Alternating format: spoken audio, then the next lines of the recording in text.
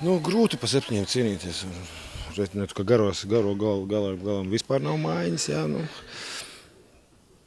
Tad arī tas grozs zaudēts jā, bija. Patiesībā, salīdzinot,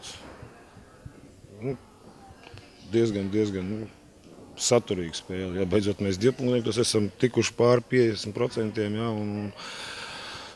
Jā, tā aizsardzībā tur zaudējām koncentrāciju, tādu vieglos punktus uzdāvinājām. Jā, pirmajā pusē jā, grūti, bet meitenēm cepuri nošudien. 3 meitenes ar traumām izkrita ārā, jā, līdz ar to tas soliņš pavisam īsi, jā, un tad ir kaut kur meitenes spēles laikā kaut kur pietaupās, jā, zinot to, ka tas spēles laiks ir ilgs, jā, un protams, nogurums, jā, te arī, jā, spēlējām, jā, uzreiz kā aiziet mājiņas, jā, kaut kāds svaigi spēlētāji, jā, tur noguļam, jā. Nāks jaunais gads. Kaut ko varbūt papildināsim, jā, tad arī sezona jau beigsies aprīlī tikai, jā. Pagājušajā gadā bija bišķi žēl, ka mēs netikām tie sešniekā, šogad ir tā kā reiķinot to sastāvu, jā.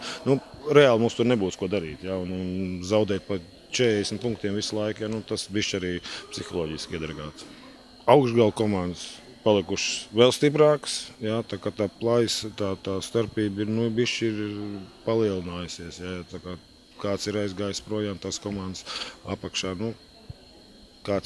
kaut kas ir pagājis, jā, tas apakšgals ir apmēram viss vienādi, jā. Vēl ir priekšā daudz, kas līdz 28. februārim var daudz kas mainīties, un tur vēl ir 13. marts, man liekas, tā pēdējie pieteikumi, jā, tā kā tur var sastāv arī mainīties, jā, ja nospēlē līdz galam ar šādiem sastāviem, tad tēt, protams.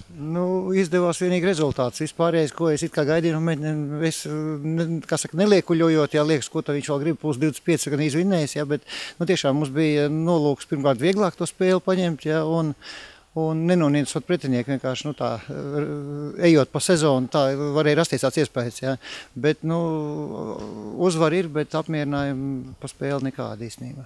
Viennozīmīgi, to jau arī redz pēc statistikas plus 29 efektivitāti, jā, Zani tā ir tāda stabila vērtība, jā, kur savu latiņu, arī tad, kad viņai varētu formāli likties, ka spēle nav bijusi veiksmīga, viņa vienalga ir ļoti produktīva, jā, un tradicionāli atkal visvairāk bumbas ir paņēmusi ar savu nebūtu ne pašgarāko, augumu laukumā.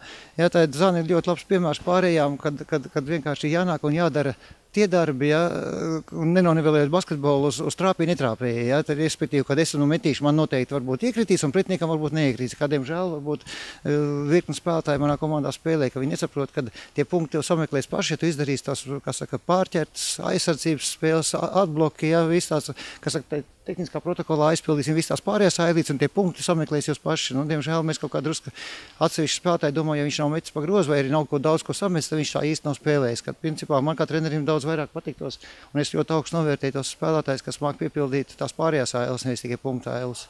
Es domāju, ka top 6 mēs, lai arī formāli mums vēl skaitījās, ka mums kaut kas vēl jāuzvar šodien, jau mēs galīgi laikam esam atrisinājuši to problēmu, bet it kā tā pārliecība jau bija, ka mēs jau tā kaut kādu 16, es domāju, arī būtu, gan jāspēlē vēl priekšā, bet to uzdevumu mēs bijām atrisinājuši, bet, lai cik arī nebūtu paradoxāli, tad, lai arī mums tagad it kā tas uzvaras ir, jā, un tikai 3 zaudējumi, it kā tikai 3 tabulā augšgalā esošām komandām, bet, ja jāsaka, tad man liekas, ka viskvalitatīvākā spēle mums tomēr bija pat pirmā, ko mēs spēlējām ar Igaunijas to 1-1-8 komandu, kur mēs savā zālē bez Zanes ar 6 punktu tikai zaudējām, pie kam nebūtu ne gandarījums sniegums nebija nekāds, ja no tā viss tur tikai nožēl, ka mēs vēl tik slikti spēlējot, bet tomēr varam 6 punktu noturēties robežās.